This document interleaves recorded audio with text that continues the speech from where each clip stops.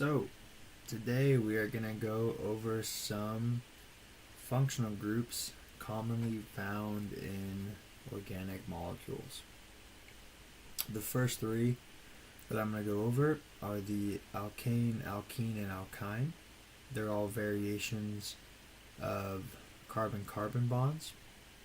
An alkane is a single carbon bonded to a single carbon with one sigma bond.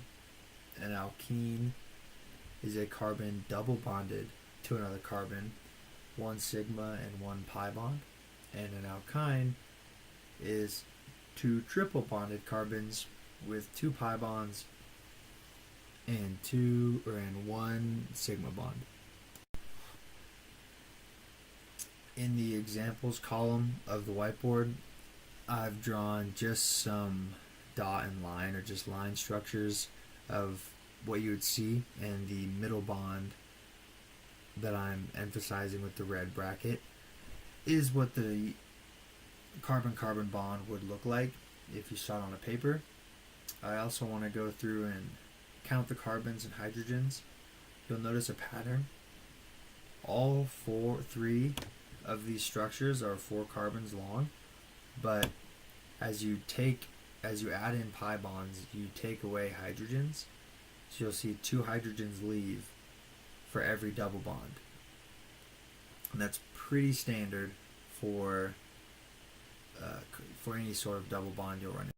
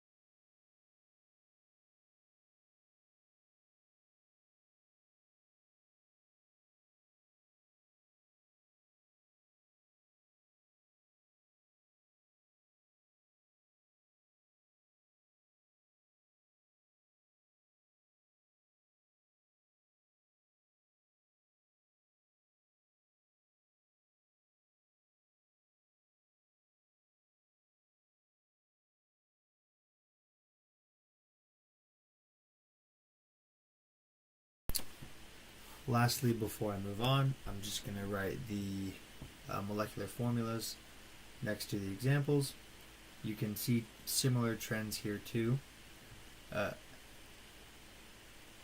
There's a formula for calculating the number of hydrogens you should have and things like that that we'll get into later, but just so you can see what some example ketones and aldehydes look like.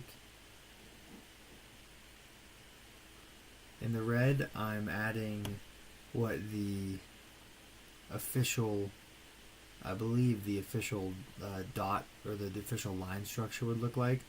You can see it's much simpler, and that's what you'll likely run into on a test. The next 3 functional groups that I'd like to go over are the carboxylic acid, ester, and amide functional groups. Carboxylic acid is another version of a carbonyl. So you're going to have your R, in this case a methyl, your carbonyl, and then your second group there is going to be an OH. So it looks like it has an alcohol bonded to it, or just an oxygen bonded in to what you might consider an aldehyde. That proton on the carboxylic acid is very reactive. Now, the next one, an ester, looks similar to a carboxylic acid, but instead of a proton on the end of the second oxygen, you are going to find another R group. So it could be methyl, propyl, butanol, anything like that.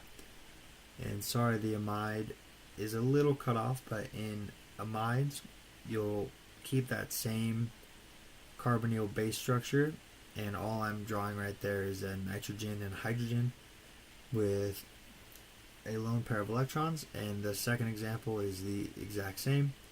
The only difference is that first one is NH2.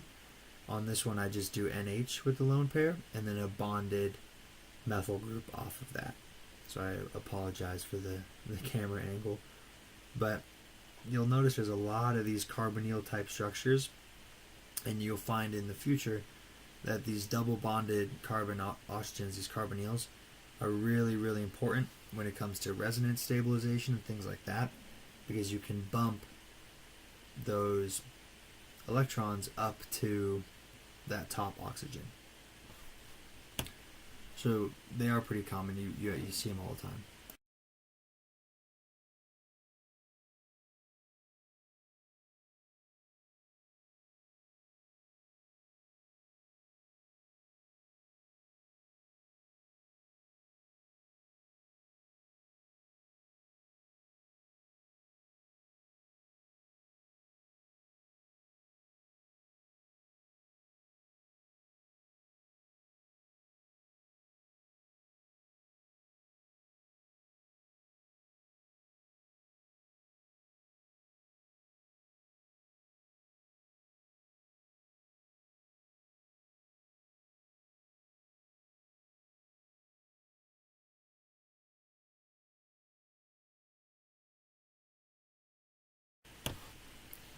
The last thing I want to do before moving on to the next group is just do those line structures again, because they are pretty common, and it's just good to see it from multiple perspectives. So all three, the black, the blue, and the red, they're all the same thing.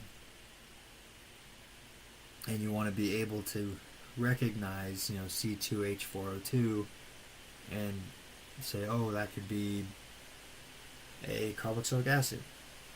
That could be, I guess really, that could be a carboxylic acid. There's not a lot of options. But it's just important to recognize the different structures for things. The next couple functional groups that we will review are a little bit different. They don't necessarily fit into specific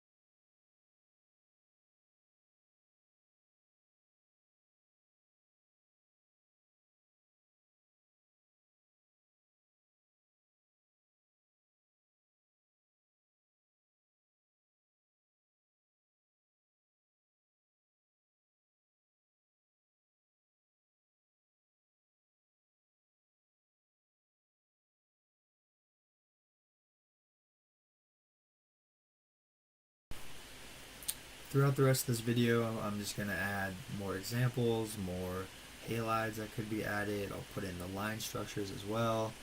But I hope you enjoyed the first episode of Rover Star's little science show.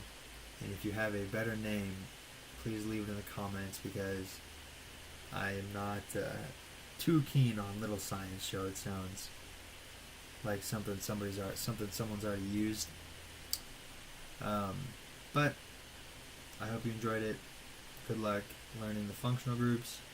And I'd say the best way to learn these is just practice, practice, practice. Quiz yourself. And good luck.